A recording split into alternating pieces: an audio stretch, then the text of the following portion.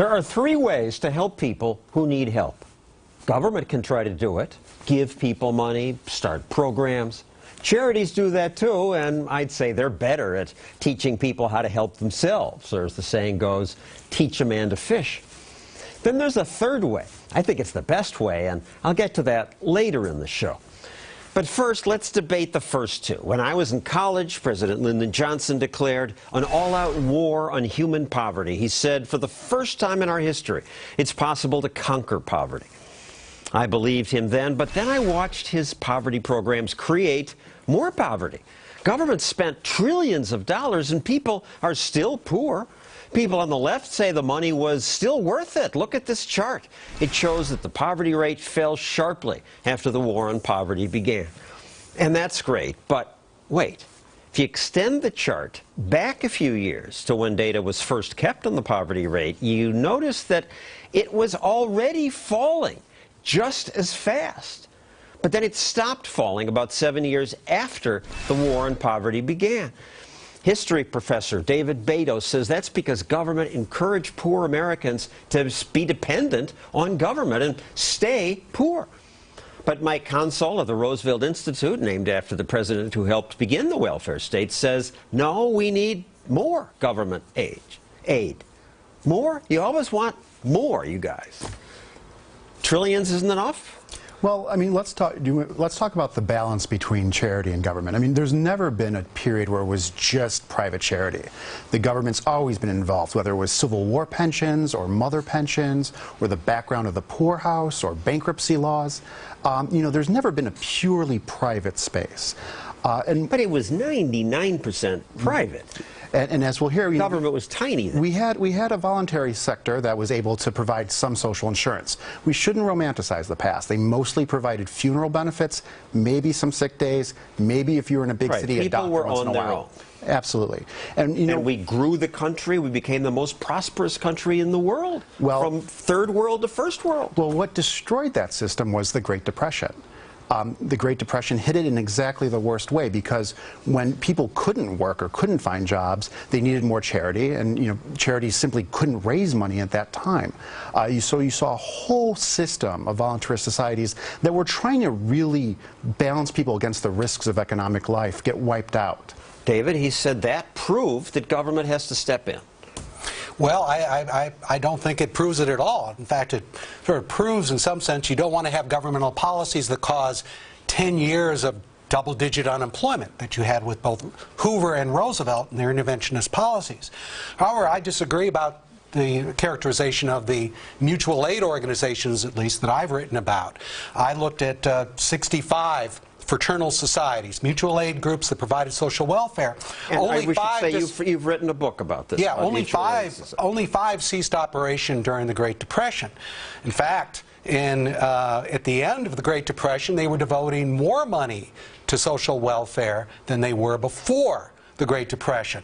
What hurt them was you had 10 years of double-digit unemployment, so people couldn't pay dues. You can't keep carrying people on the rolls. Explain the mutual aid societies.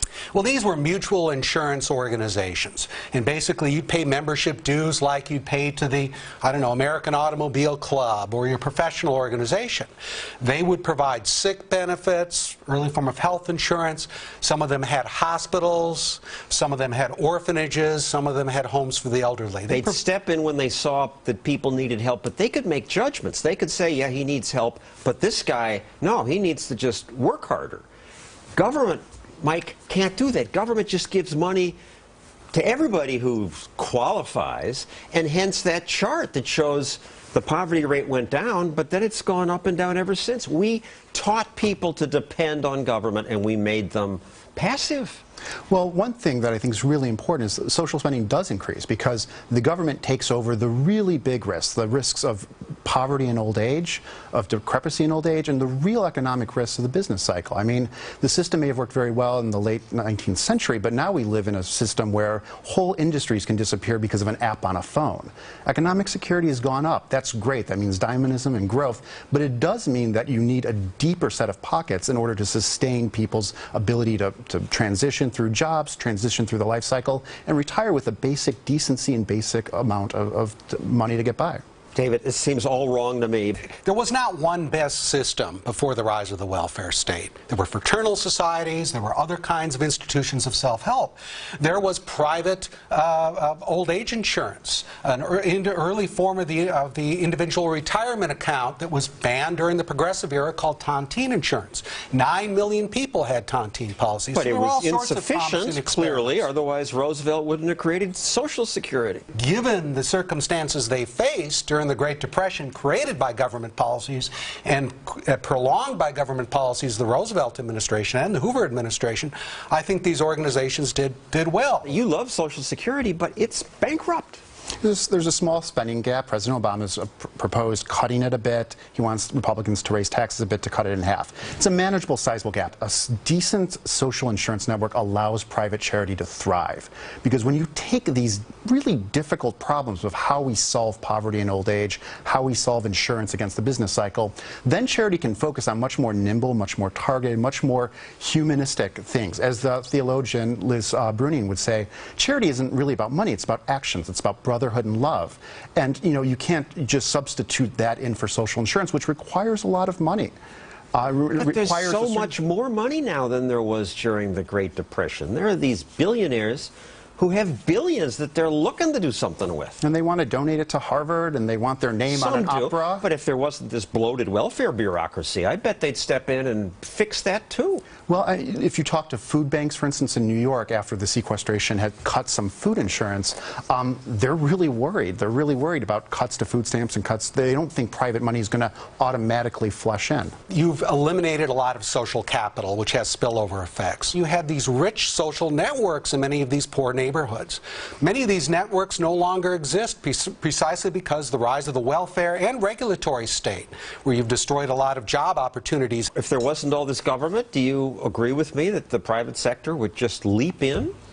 I think it would. People are resourceful. An example were blacks after the Civil War, freed from slavery recently, but they created two-parent family systems. They had a network of mutual aid organizations they created, very vibrant. Despite the fact that they're incredibly low incomes, not ideal by any means, but I think people are more resourceful than we give them credit for, and I think we find that among a lot of the immigrant groups as well who created mutual aid organizations. Well, I certainly agree with you, but if you listen to the media and the political class, Mike has won this argument. At election time, most every politician says something like this. We've got to keep creating jobs, and then we've got to make sure that wages and benefits are such that families can rebuild a little bit of security. We have a plan to lift people out of poverty.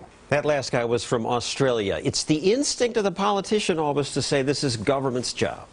And people believe that. This is a way politicians win votes and win elections. These things can exist together and they can work together. I think we do a disservice to put them in the state and charitable sectors in strong opposition. They're good partners at building a more robust and economically secure society. As the state grows, the private sector doesn't shrink? Charitable giving's up as well. And again, it's targeted on things where I think charitable giving can make a huge difference in building up individuals and building up communities. It's not having to worry about things like how do we provide sick days for people, which is a very difficult process for small individuals to do in small groups. Government should require that. I think we look around the world and we see government providing it, and we see that it's largely works. I mean, elderly poverty It largely doesn't work, but thank you, Mike and David.